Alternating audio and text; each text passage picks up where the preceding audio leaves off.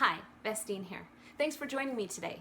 Let me ask you a question. Do you often find that you try to move ahead and be successful in life only to be sabotaged or blocked by some set of circumstances that just seem out of your control? Well, I'd like to let you know a little secret. It's not so much out of your control as you might think. You see, our subconscious minds are so powerful, and they actually look and filter for things to draw into our lives that are commensurate with our belief systems and the core things that we tell ourselves about reality and about life. Well, the thing of it is that we can actually change the story that we tell ourselves, or the program that's playing in the background, if you will. Like if you have a computer and there's a program playing in the background, you have to find out what it is. Well, that's the same thing as the subconscious. Now, we make most of our decisions, about 95% of our decisions, from the subconscious mind. That's right, your judgment thinking part of the brain, the prefrontal cortex, is not in control. But the good news is that we can access different states of mind in order to change the programming of the subconscious. You might see, successful people. All they've learned to do is they've learned how to reprogram their subconscious. That's pretty much mindset in a nutshell. So I want to share with you today 4 ways, and we're going to talk about one in depth because I want to talk about active versus passive meditation.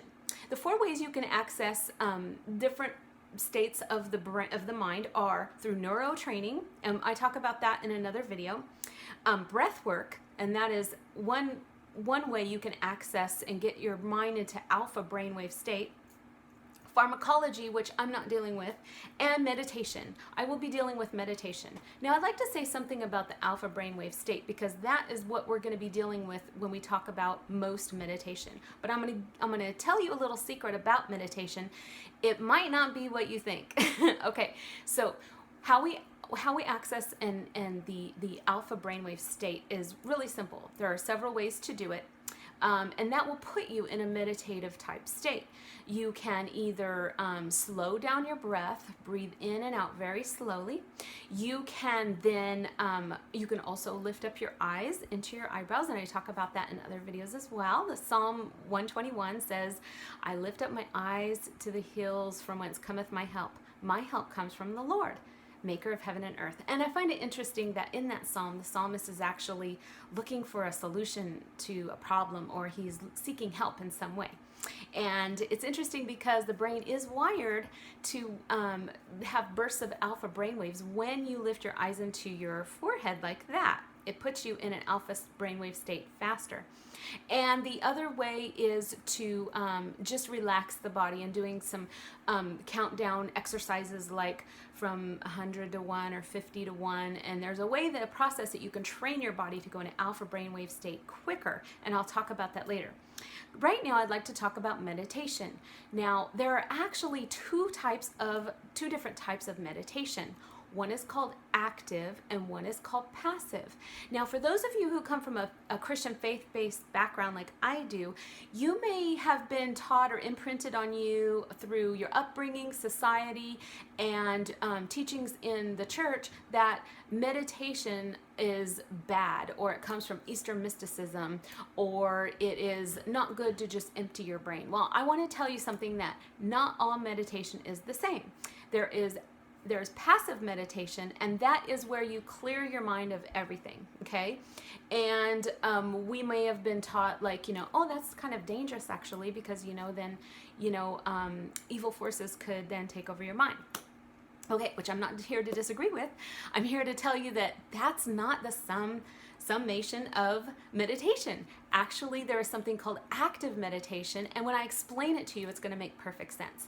How would you like to use your imagination in order to further your purposes for the kingdom of God, or just to be more full in your life and have satisfaction of your life vision? How would you like to use the imagination, this God-given gift that we have, in order to solve problems for people and help people, and use creativity in order to better and further your life?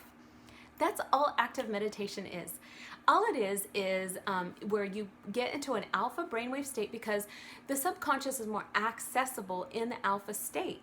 And that's actually, it's a funny story because a few months back I started noticing a pattern in my life. Like I would wake up and the first 5 minutes, I would just feel a burst of creativity, and I would have solutions to problems that maybe I thought about prior to going to bed, or just something that was on my mind. And the answers seemed to come right as soon as I was coming out of dreaming, waking up. And that's because of the alpha brainwave state.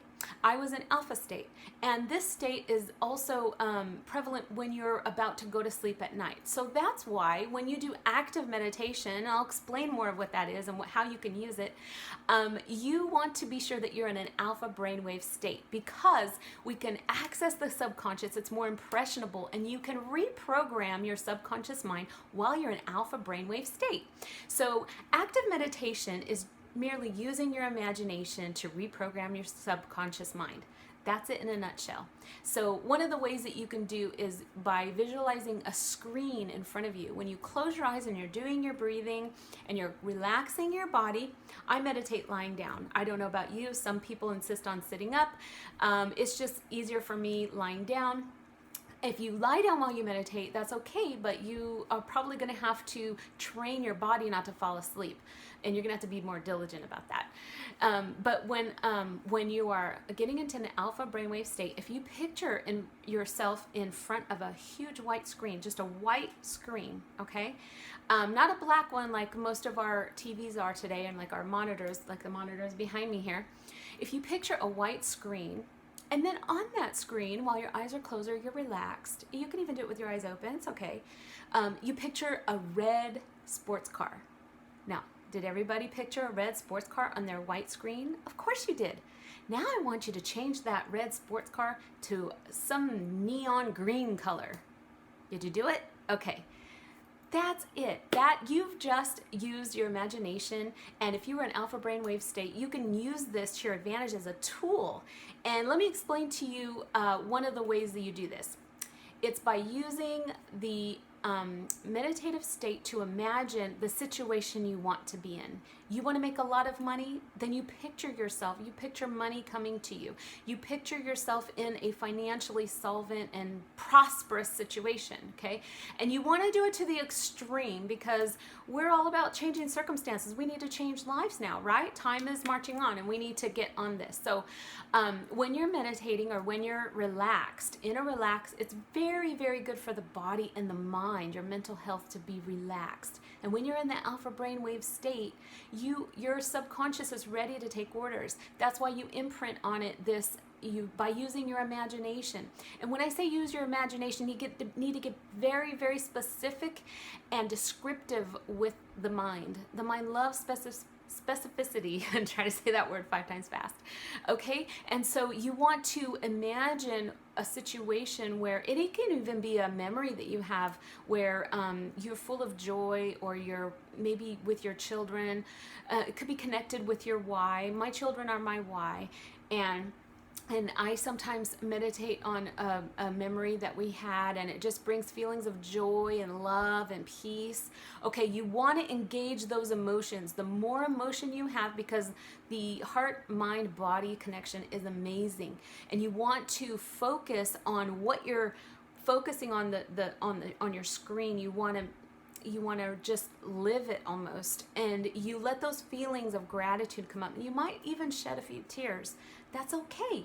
You are impressing upon your subconscious that this is what I want, okay? Our brains are here to serve us, and whether we use them for evil or use them for good is really up to us. But it's a fascinating tool that we've been given to further our lives and better the lives of others.